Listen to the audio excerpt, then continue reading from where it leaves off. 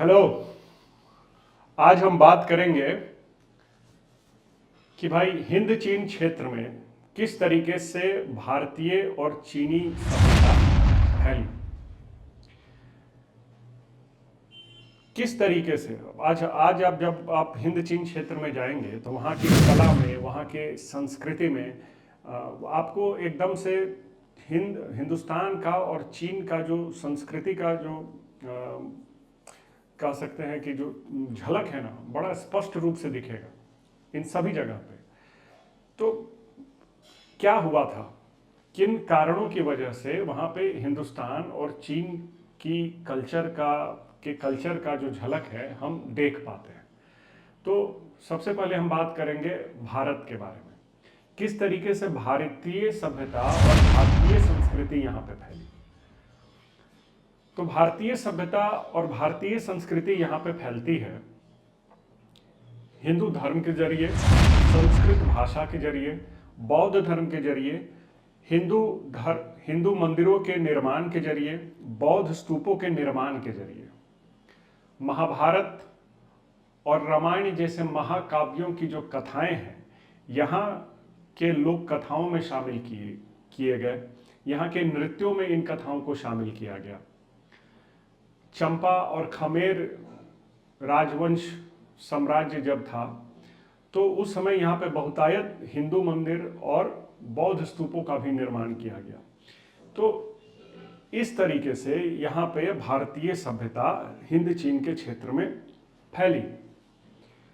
उसके बाद हम लोग बात करते हैं कि किस तरीके से चीन की सभ्यता यहाँ पे फैली। तो मुख्यतः जो चीन की सभ्यता है यहाँ पे फैली है वियतनाम में, और वियतनाम जो था वो हान वंश के कब्जे में था, और हान वंश का जो शासन था वियतनाम पे वो लगभग 111 ईसा पूर्व से लेकर के 939 ईस्वी तक था। इसके अलावा यहाँ पे हम देखते हैं कि कन्फ्यूशियस का जो दर्शन है बहुत फेमस है। चीनी लिपि को ये लोग अपनाए हैं। प्रशासनिक शैली भी जो है वियतनाम की, वो उस पर भी चीनी प्रभाव साफ दिखता है।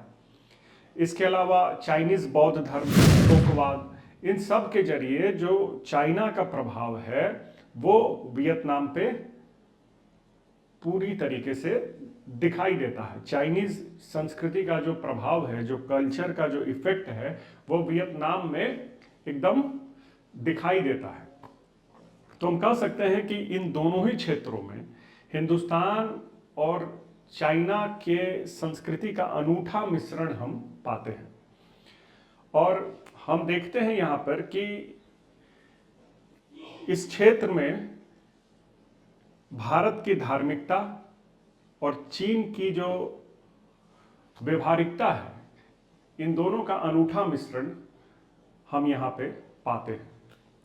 इसी तरीके की रोचक जानकारियों के लिए आप GBF स्कूल के डिजिटल लर्निंग प्लेटफॉर्म से जुड़े रहिए, जहां पर आपको बिहार बोर्ड से संबंधित सभी समाधान प्राप्त होंगे हमारे अनुभवी शिक्षकों द्वारा। धन्यवाद।